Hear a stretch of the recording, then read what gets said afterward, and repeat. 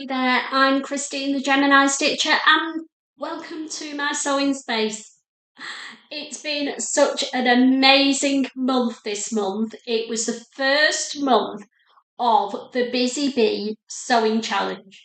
And if you don't know what that's about, there are 8 YouTubers, me included, who are all taking part in our version of the Sewing Bee. If you've loved watching the current series and you're lucky enough to have seen it in the UK, amazing. Love it every time. I go through a roller coaster of love-hate relationships with it every series, but at the end of it, I look back and I loved it. Well done to Luke for winning. He was my favourite, one of them from the beginning, but Pasha was as well. Anyway, enough about the sewing bee. Let's talk about the Busy Bee Pattern Challenge because this is the reveal day of our version of Esme's Pattern Challenge. At the beginning of July, we all sent a pattern to one of the other contestants. It was blind, we didn't know what they were going to be until we opened them, and then we kindly gave each other a month to make a wonderful garment from the pattern. The idea being that we could give you a full review of that pattern, our thoughts and feelings, how we got on, anything that we overcame as we went through the pattern, in the hope that you, while you're watching today, because they're all coming out today on the 31st of July, will have 8 patterns that you want to try and be inspired by us. So let's get started. The pattern that I was given was sent by the lovely Janine Sews. There's Janine, who's based in Canada. She's our international contestant this year. Last year we were all from the UK. I believe that Janine's vlog will already have gone up because of the time differences.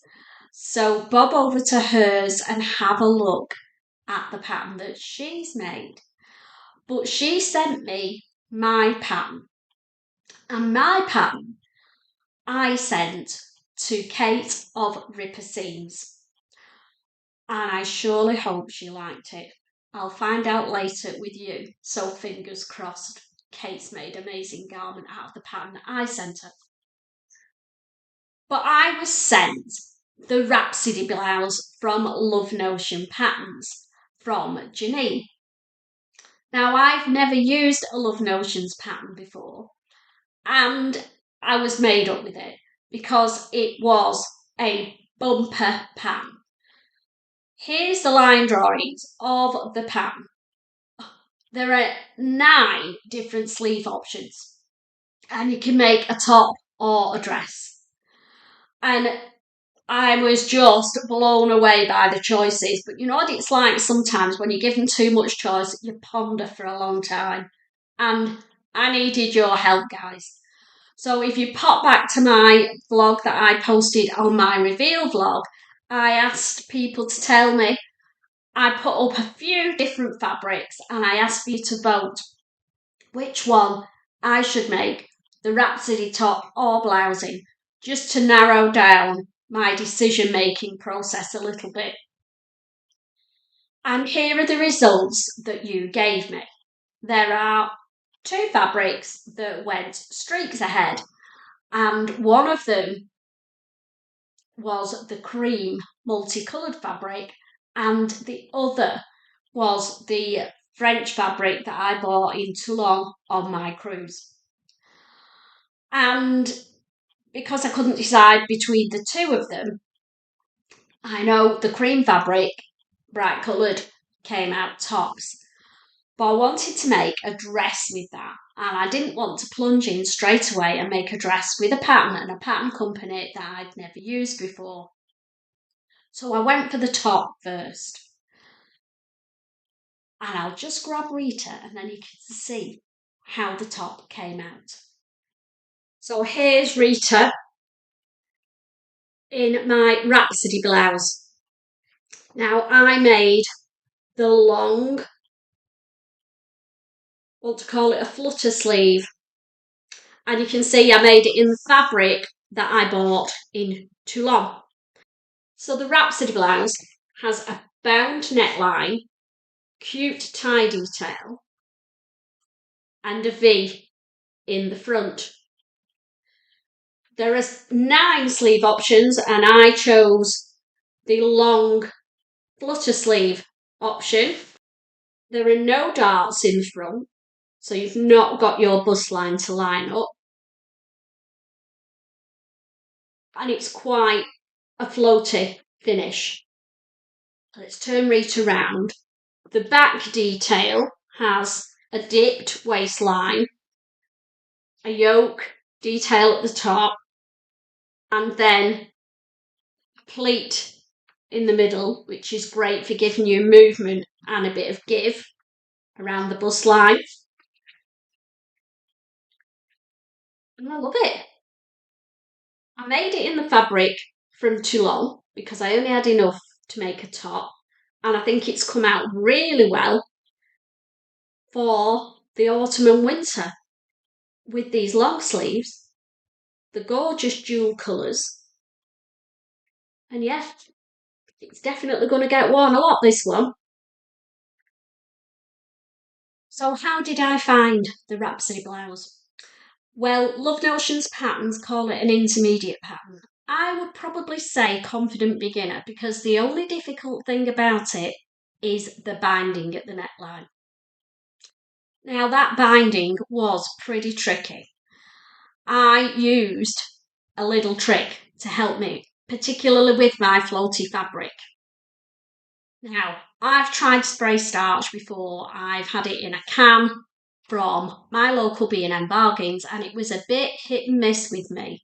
So I took belt and braces, and I bought, this was recommended by a few of my sewing friends. It's called Best Press, the cheapest of starches, but it works. So I used Best Press on the binding, sprayed it onto the strip before I put it through the binder. It went stiff, stayed where it was meant to be, bob on. So Best Press I used for sure on this garment. So yeah, the binding was my real only issue. I made up a size medium.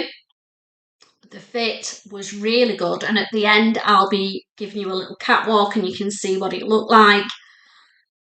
But yeah, I don't know what else to say about it other than it is going to be one of my wardrobe staples. Janine said it was one of her tried and true patterns that she uses again and again, and I can totally see why.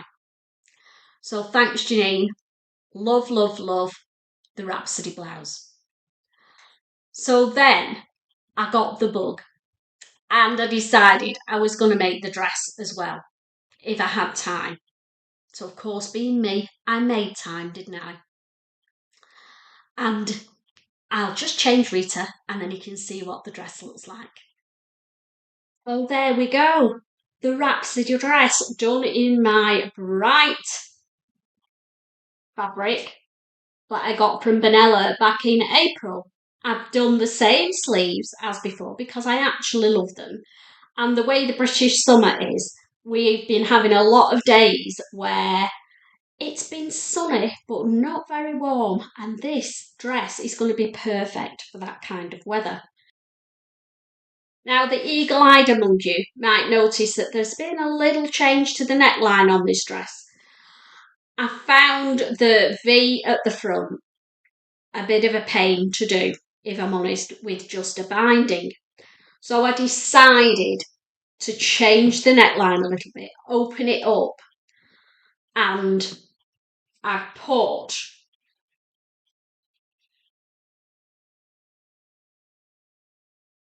try and zoom in and then you can see I've put a facing self-drafted, just use the pattern piece and put a facing along that front panel and it sits a lot better on me. I like the other style, but I prefer this. I know it changes the look of the dress, but it's more me. I've kept the binding around the back of the neck and kept the ties coming down the front. And yeah, I hope you'll see when I try it on for you later why I've done it. The dress has an elasticated waist, so it defines your waistline a little bit without being in your face that you've no midriff. Same sleeves as before. Let's turn you around, Reet.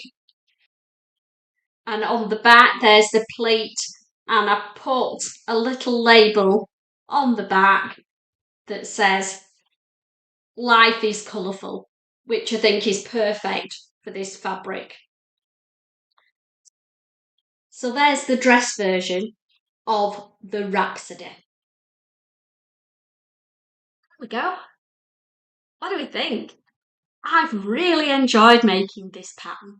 And as I've said before, it's definitely on my radar to make some more in some different types of fabric. I think I set myself quite a hard challenge because the fabrics I chose and loved, I wanted something very floaty, but that in itself comes with its own problems, doesn't it? So as I said, belt and braces, use spray starch where I could. And then the other thing that can happen with fine fabrics is that they snag. So titanium, microtex needle, every time works a treat. And then the last little thing that I used was forming tape. So if you've never heard of it, here it is. It's by Prim. I'll just get close and you can see. It has a chain link sewn through one side, and it's instead of doing stay stitching.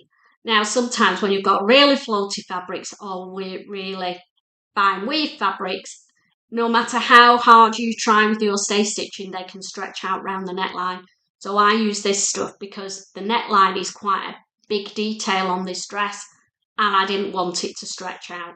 So instead of doing stay stitching, it's like interfacing. So you just iron one side right to the edge. You have the stitch lines closest to the edge of your fabric, and I put it round the back of the neckline and also where the V is at the front on both options, just to make sure that neckline was not moving.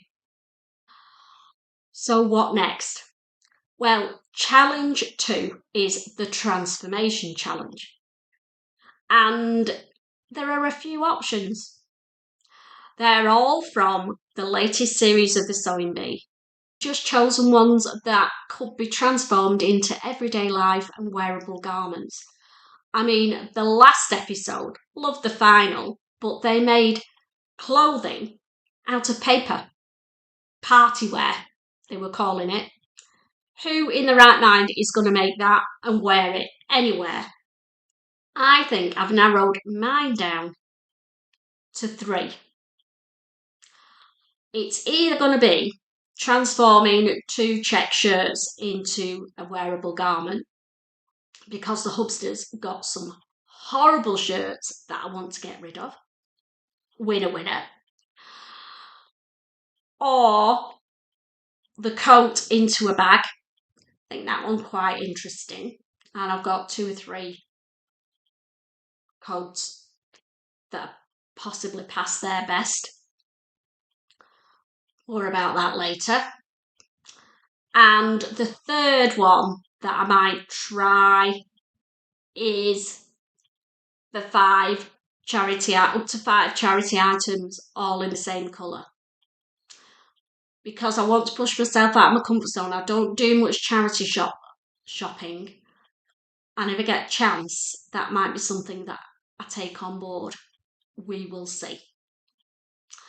So that's all going to take place over the month of August. In traditional Christine style, I will pull together my 3 options and then I will have a chat to you about it, probably as part of one of my Monday Makes and Plans vlogs, and you can vote for which one you guys want me to do. So that will probably be the next couple of weeks because the clock will be ticking and I like to be organised. It was really interesting watching all the vloggers. We had a chat group, we've all gelled really well. It's going great. And it was such fun reading the comments that were coming flying around in the last couple of days. It was just like the sewing bee. Everybody was frantically trying to get things done on the last minute. I'd done mine, but I then came down with the dreaded cold, which is why I sound a little bit nasally. I apologise. I've had to leave my vlog till the very last minute because if I'd done it a few days back, oh my God, you would have been horrified at how I looked. Not a great look. Feeling better now. Loving doing the sewing bee and can't wait for the next challenge. So that's it for today. Watch my little twirl now in my top and my dress. Obviously, I'll put something else on with the top. You don't want to see my underwear. And I will see you next Monday to make some plans. And we'll talk the next plans for the Busy Bee Challenge. Hope you've enjoyed. Go and watch everybody else's. That's what I'm going to do now. I'm going to get myself a cup of tea and I'm going to sit and watch everybody's reveals. I hope you do the same and I will see you soon. Love you loads. Take care.